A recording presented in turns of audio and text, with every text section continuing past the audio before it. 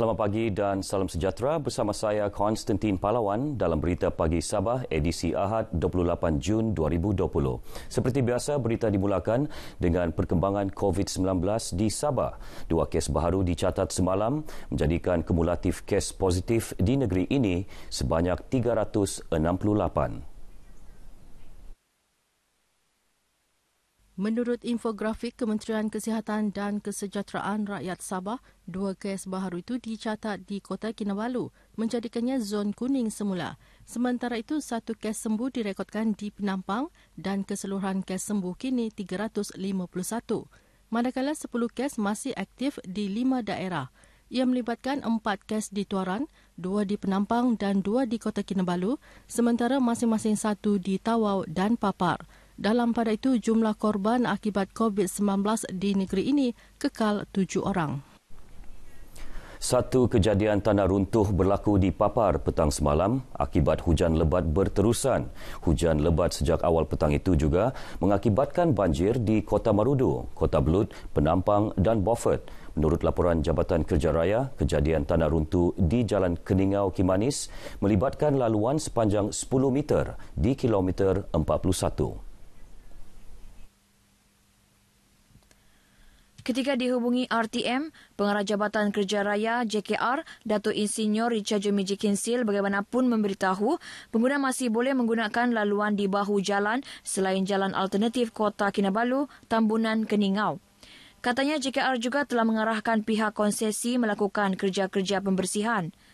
Sementara itu, menurut kenyataan Pusat Gerakan Operasi Jabatan Bomba dan Penyelamat Malaysia, Cawangan Sabah, banjir yang berlaku melibatkan Kampung Dangin Kimanis Papar, Kampung Sungai Laut Kota Marudu, Jalan Langkong Baru, Kampung Pirasan dan Kampung Rosok Kota Marudu, manakala bagi daerah Penampang pula ialah Kampung Nampasan, Kampung Kambau, Kampung Penampang Proper dan Kampung Dongkahang. Bagaimanapun setakat ini, tiada penduduk kampung yang dipindahkan ke pusat pemindahan. Walaupun lega kerana dikategorikan zon hijau pandemik COVID-19, namun penduduk daerah Tenem berdepan pula dengan ancaman demam denggi. Setakat ini, daerah berkenaan mencatat 17 kes positif demam denggi di 5 kawasan perkampungan. Pegawai Daerah Tenom Sungkim Romangun memberitahu antara kampung mencatat kes wabak denggi ialah Kampung Lalandang 7 kes, Kampung Penotomuan 4 kes, manakala skim penempatan Lembaga Industri Getah Sabah LIGS Lagut Seberang, Kampung Batu-Batu dan Kampung Namatan masing-masing 2 kes. Beliau berkata demikian kepada media dalam program Gotong Royong Perdana membasmi wabak denggi di Pekan Tenom. Sungkim yang juga pengerusi bencana alam daerah Tenom mengingatkan masyarakat, usaha menghapuskan wabak denggi ini dapat ditangani dengan mengamalkan kebersihan persekitaran dari rumah masing-masing setiap masa, iaitu tidak membiarkan takungan air yang membolehkan pembiakan nyamuk Aedes. Kementerian Pertanian dan Industri Makanan menyasarkan peruntukan 10 juta ringgit di bawah Pelan Jana Semula Ekonomi Negara Penjana akan memanfaatkan 800 komuniti dan 12,000 penyertaan individu baharu dalam program pertanian bandar. Menterinya Datuk Seri Dr. Ronald Kiandi berkata, program pertanian bandar merupakan projek yang membantu isi rumah meringankan kos sara hidup melalui pengeluaran bahan makanan sendiri dengan bimbingan Jabatan Pertanian. Menurut Datuk Ronald, projek itu melibatkan penduduk di kawasan bandar dan pinggir bandar dengan kerjasama dan penglibatan pelbagai jabatan dan agensi berkaitan di peringkat negeri dan persekutuan. Jelasnya, penyertaan penduduk dalam aktiviti pengeluaran bahan pertanian makanan boleh menambah pendapatan seterusnya mengurangkan kos sara hidup di bandar selain menyokong usaha kerajaan dalam menjamin kualiti dan sekuriti makanan negara. Beliau berucap melancarkan program pertanian bandar di Taman Sungai Labuk, Beluran. Dalam perkembangan sama, Datuk Ronald berkata sejak penubuhan bahagian pertanian bandar di Jabatan Pertanian pada 2014, seramai 124,988 orang melibatkan 5,065 lokasi terlibat dalam pelbagai program dan kategori melalui pengamalan teknologi pertanian moden dan konvensional. Menerusi bencana, kerajaan menawarkan sumbangan barangan dalam bentuk bantuan input pertanian seperti benih, baja, infrastruktur dan peralatan bernilai RM1,500 kepada penerima individu dan RM50,000 bagi setiap komuniti. Dalam majlis itu, beliau menyampaikan bantuan projek pertanian bandar kepada 5 penerima bagi kategori komuniti masing-masing berjumlah RM20,000. Sementara itu, dalam majlis berasingan, Datuk Ronald berkata Kementerian Pertanian dan Industri Makanan mahu industri sarang burung walit terus berkembang. Pada masa ini, burung walit merupakan antara projek permulaan berimpak tinggi yang menyasarkan nilai ekspor berjumlah RM3.5 bilion untuk tahun ini.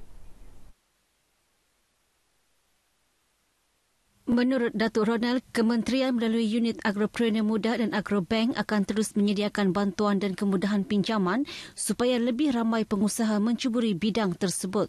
Kita menyaksikan perjanjian persefahaman antara Agrobank dengan LPP, Lembaga Pertubuhan Peladang Malaysia, untuk dana sebanyak RM5 juta dengan kadar faedah yang rendah, hanya sekadar 2% bagi membangunkan perusahaan burung walit. Beliau berkata demikian kepada media selepas menyempurnakan Majlis Pelancaran Nektaraf Pusat Proses Sarang Burung Walit Pertubuhan Peladang Kawasan PPK Beluran di Beluran. PPK Beluran menjadi PPK pertama di negeri ini yang memiliki kilang pemprosesan sarang burung walit. Setakat ini terdapat 1,180 buah rumah burung walit di seluruh Sabah.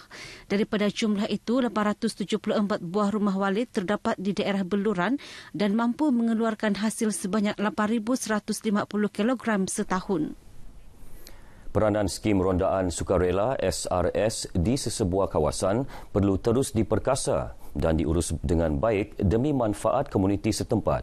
Usaha itu penting kerana SRS berupaya menjamin keselamatan penduduk sentiasa berada pada tahap terbaik selain dapat meningkatkan kefahaman masyarakat bahawa keselamatan kejiranan dan pencegahan jenayah adalah tanggungjawab bersama.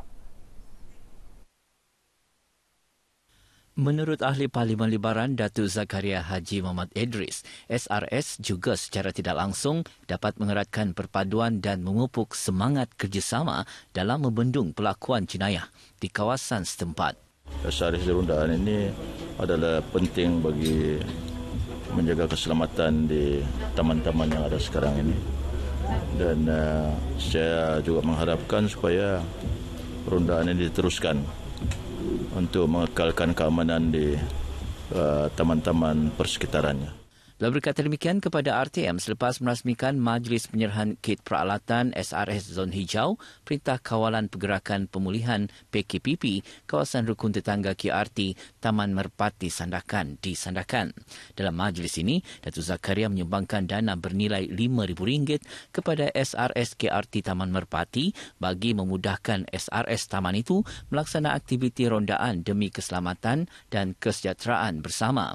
Selain SRS Taman Merpati, 5 lagi kawasan SRS yang terpilih melaksanakan rondaan SRS bagi kawasan zon hijau dalam tempoh PKPP di Sandakan ialah SRS Kampung Bukara, Taman Murni, FET MPS Karamunting, Rancangan Rumah Murah Sim-Sim dan SRS Kampung Tinusa 2, Zon 2. Sebanyak 1 tan metrik sampah pelbagai jenis berjaya dikumpul menerusi program gotong royong pembersihan pantai di kawasan sekitar Jabatan Kerja Raya JKR Putatan. Aktiviti pembersihan pantai anjuran Badan Bukan Kerajaan NGO Trash Hero Borneo itu bukan sahaja bertujuan membersihkan kawasan tersebut, malah mendidik masyarakat agar tidak membuang sampah di merata-rata tempat di samping mengurangkan penggunaan plastik. Pengasas bersama Trash Hero Borneo Aini Jamin berkata demikian kepada RTM selepas menyampaikan taklimat kepada sukarelawan di Putatan. Terlampau banyak adalah plastik yang sudah kita tidak tahu berapa bertahun dia terbenam di dalam, botol mineral dan pampers juga. Dan selain daripada itu, macam minggu lalu kami jumpa sofa, jumpa tayar segala. Sebenarnya masyarakat lupa macam tayar begitu dia ada toksit-toksit yang tersendiri. So kita kena keluarkan daripada laut. Sementara itu, beberapa sukarelawan mengakui aktiviti seumpama bukan saja mampu membersihkan alam sekitar, malah turut memberi kesedaran agar sentiasa menjaga kebersihan. Kalau bagi saya lah kan, time saya pungut sampah ni saya rasa seronok sebab dapat mengurangkan sampah dan dapat menjaga alam sekitar. Cabaran yang paling besar kita hadapi sekarang ni adalah kita kutip sampah di tepi pantai. Kenapa? Bila mana kita kutip sampah di tepi pantai berbanding kita kutip sampah di pekan-pekan atau di longkang, cabarannya adalah kita kutip sampah, kita kutip sekali dengan tanah dah. Bila nampak macam tadi, tidak berapa sedaplah mata memandang. Jadi bila kita buat ada aktiviti begini, sekurang-kurangnya kita nampak satu resolusi yang baiklah gitu. Sehingga kini Trash Hero Borneo mempunyai 18 ahli sukarelawan dan sebanyak 340 pembersihan pantai telah dilaksana sekitar Kota Kinabalu sejak 2016. Inisiatif pemasaran e-craft bazaar di Facebook yang diperkenalkan Kementerian Pelancongan Seni dan Budaya (MOTAC) melalui Kraft Tangan Malaysia dilihat memberi peluang kepada usahawan kraft memasarkan produk mereka secara meluas. Ia juga secara tidak langsung mengangkat hasil produk kraft tempatan. Menurut usahawan kraft tangan bulu Emily Jenibel, pemasaran menerusi platform itu bukan sahaja mudah dan cepat, malah berpeluang menembusi pasaran di peringkat antarabangsa sekaligus meningkatkan pendapatan usahawan kraft. Yang join group tu sampai 10,000 orang. Jadi saya rasa ikraf bazar ni orang ambil peluang lah untuk kita market, dan siapa yang mau beli produk-produk mau support kraft tangan ataupun buatan kraft barangan buatan Malaysia masuk ke ikraf bazar, dan kamu boleh tengok macam-macam produk di sana. Bukan saja produk anyaman bulu, kita ada batik, kita ada ukiran. Sejak menyertai e-craft bazar, pendapatannya meningkat sehingga RM15,000 yang sebelum ini terjejas berikutan Perintah Kawalan Pergerakan PKP. Emily ditemui pemberita RTM di Kampung Batu Lunguyan Suk, Keningau. Lebih 1,000 ahli parti warisan Sabah warisan Parlimen Nibaran daripada 11 cawangan dalam kawasan pusat daerah mengundi PDM Airport dan PDM Sibugal mengumumkan keluar parti itu Jumaat lepas.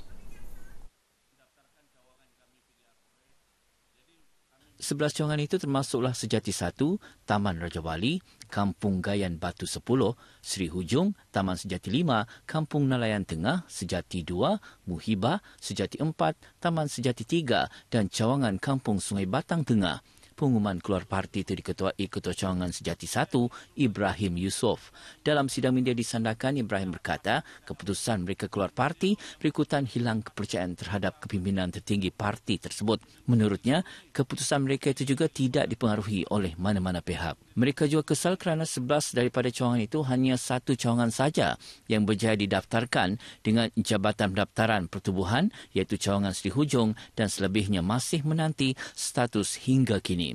Selain meninggalkan parti, mereka turut melepaskan semua jawatan dalam parti. Sekian berita pagi Sabah. Budayakan norma baharu, jaga diri, patuhi arahan pihak berkuasa. Pandemik COVID-19 belum berakhir. Saya Konstantin Palawan, salam sejahtera.